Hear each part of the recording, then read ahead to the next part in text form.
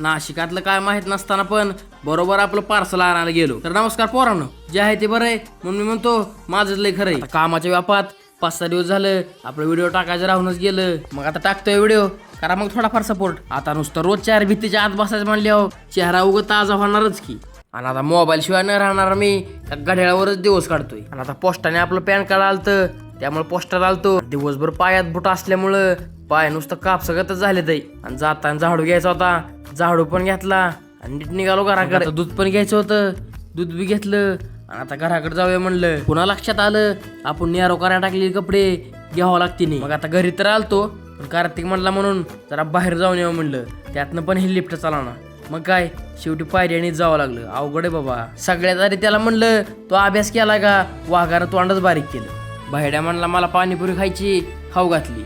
पुन्हा म्हणला मला रस प्यायचा आहे, पाजला. आता एवढं खाल्लंय म्हणल्यावर घरच्या पोलिसाला पण काहीतरी घ्यावं लागेल का नाही. पार्सल घेऊन घरी येतोय का नाही त्यावर कळलं. लिफ्ट आता चालू झाली, मस्तपैकी घरी आलो. जाताना तेवढं तुम्ही फॉलो करून नक्की जावा.